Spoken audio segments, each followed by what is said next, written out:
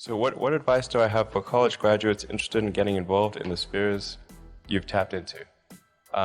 Certainly I'd invite you to apply for a job at SolarCity or Tesla or SpaceX. If that doesn't work for whatever reason, then I guess apply to jobs at other companies in that arena or try starting a company. The space business is quite hard to start a company in the space business because it's such a capital intensive business. So it may be better to do something in solar power, or if you're going to do it in cars, do it as kind of a component supplier for cars or something like that. If you study engineering and you figure out how to design new things, then it's relatively easy to start a company. You just need to get a few like-minded people with you. How did you get the expertise to be the chief technology officer of a rocket ship company?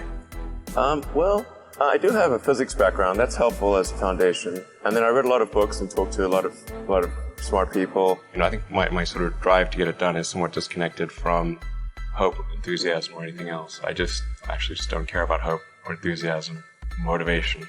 I just give it everything I've got, irrespective of what the circumstances may be. You just keep going and get it done. What is the one thing that has surprised you about your life?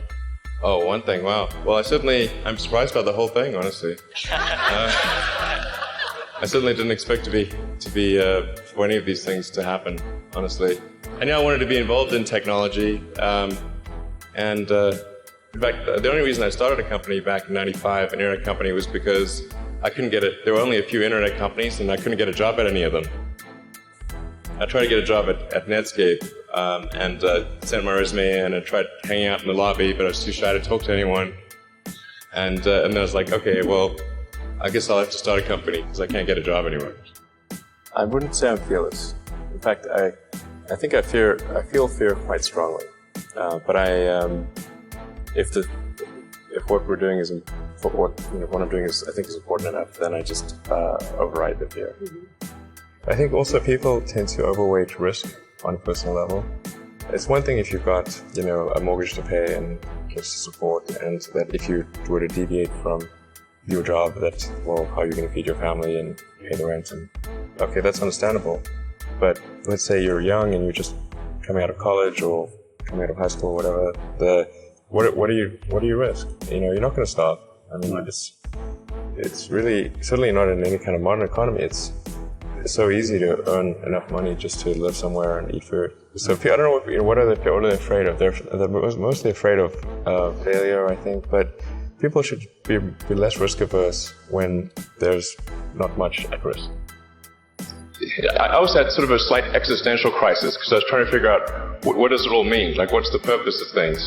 And I came to the conclusion that if we can advance the knowledge of the world, if we can do things that expand the scope and scale of consciousness, then we're better able to ask the right questions and become more enlightened, and that's really the only way forward.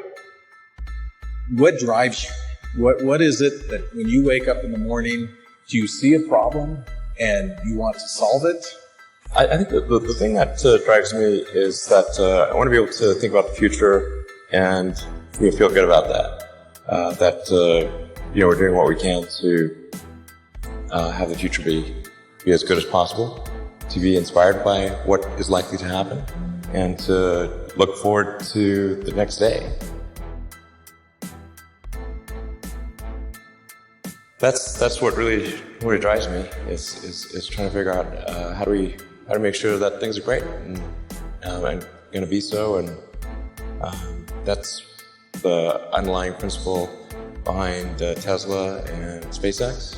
I think particularly for Americans, think about America is a nation of explorers.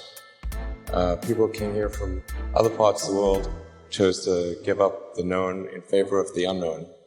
So I think exploration, I think the United States is a distillation of the human spirit of exploration. I mean, I thought both Tesla and SpaceX would fail at the beginning. You saw it? Yeah, sure. Really? Of course. But nevertheless, you put all your money in that. I expected to lose it. Technically, what I thought was, I'll take half the money from PayPal, and if I lose half of it, that's okay. But then, of course,